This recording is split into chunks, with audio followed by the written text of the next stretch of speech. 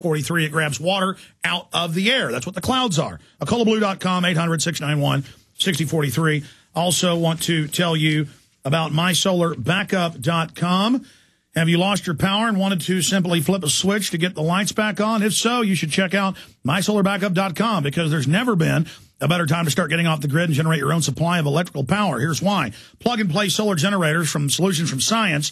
These portable power systems need no installation, supply household current whenever and whenever you need it, producing electricity directly from the sun.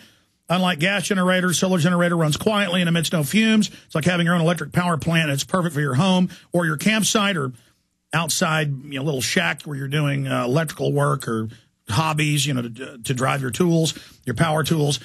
Whatever it's hurricanes, ice storms, brownouts, blackouts, you'll never have to suffer through painful power outages again. MySolarBackup.com.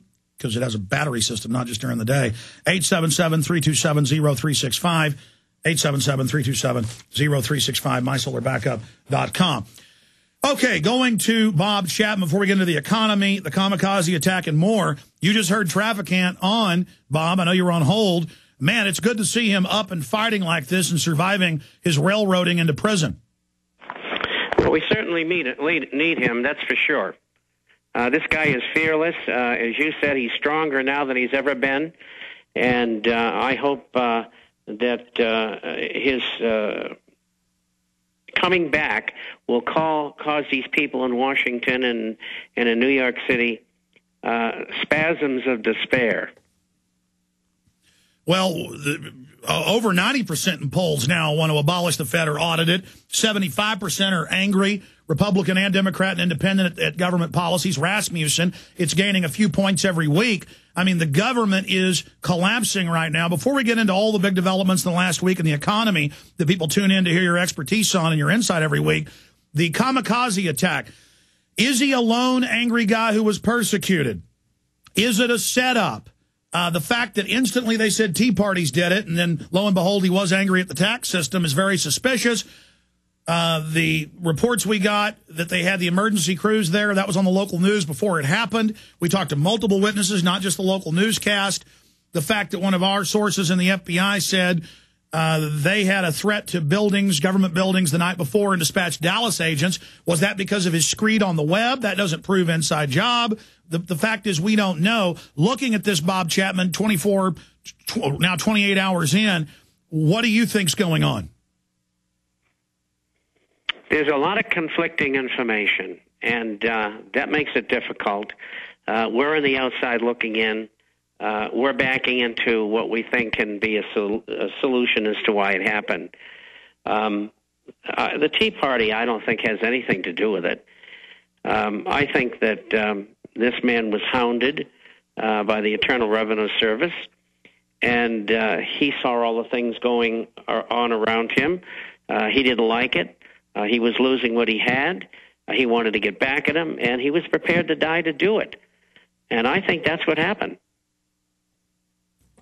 Continue.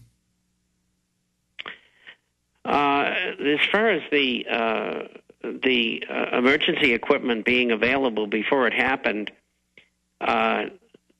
if the FBI was called or found out that he was going to do that because of something he said on the internet, I would think that would be a reasonable explanation as to why it was there, and maybe the FBI was onto the whole thing, but probably didn't know how to stop it. Or didn't want to stop it so they could play the victim. Well, that's true, too. I mean, if they're coming down to Austin, or they already have emergency equipment out there, and all this is going on, they knew where his airplane supposedly was in Georgetown. Why weren't they there? That's a good question. So if all of that is fact, that they did know where his plane was, they should have been down there guarding it or impounding it or something. Well, we're not sure. I mean, this is what the source said, and that's just one of many reports as we tried to put all the evidence out there for all of our collective minds to come to a conclusion on. What about the larger issue? I mean, Traficant off air was going, hey, what about Austin? You're down there. This guy was fed up. We're sick of it. And then on air, he said similar things. A lot of people out there want to believe that he did it on his own, and they like it.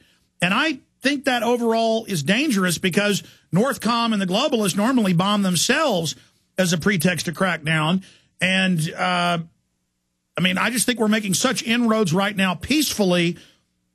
I don't know if targeting secretaries in an IRS building is a good idea or a good thing PR-wise. What's your take on that?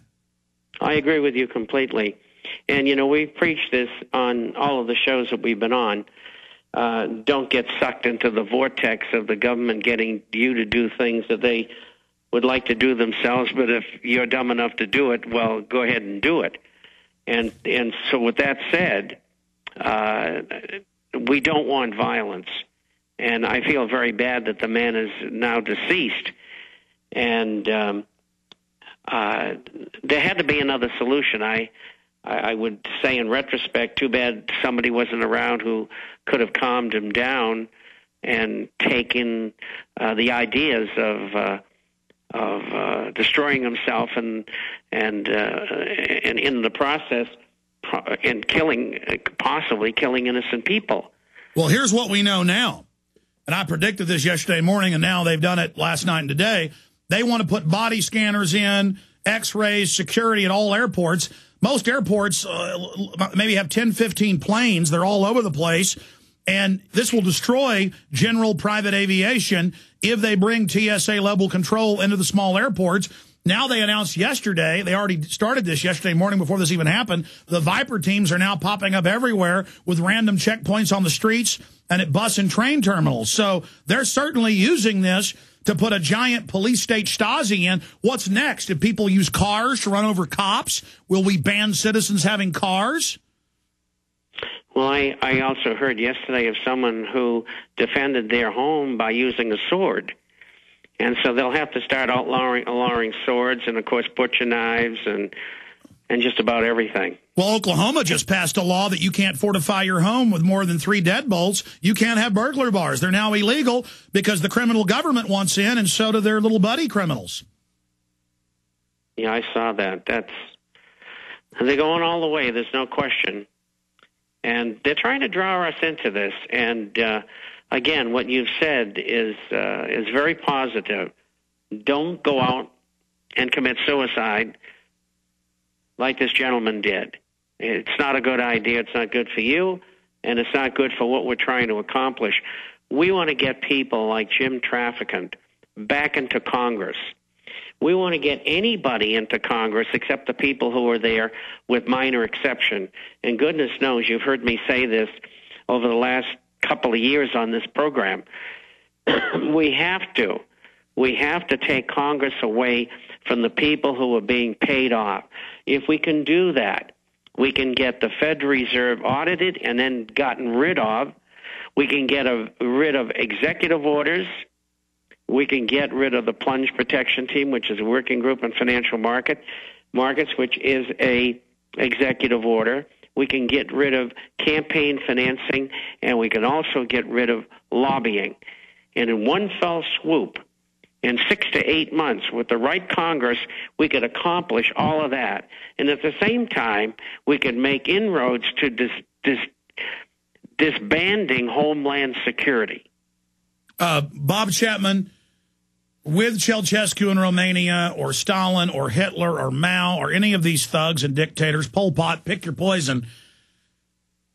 I've seen a lot of police writing me letters, and they say, yeah, it's coming to the point where they're going to have to make decisions, and when government goes bad, it's no longer legitimate, and it's natural, God-given rights for people to defend themselves. And what I've been shocked by is the level of anger of the public cheering this guy on, and it's real. It's not provocateur. I wonder if the government, and I mean the minions that are going to be facing the true brunt of this, realize what 150 million gun owners, 16 million guns sold in the last year, 14 million last year, already more than 2 million this year, realize that if 1% of that 150 million decide to stand up and fight, that is 1.5 million people that are, I mean, that's unstoppable. Don't the globalists understand that they may have put us to sleep for a while, but those old American 1776 instincts are there, and that if the sleeping giant stands up and it's starting to get up, it's going to be devastating. I mean, and it's going to be hell on earth.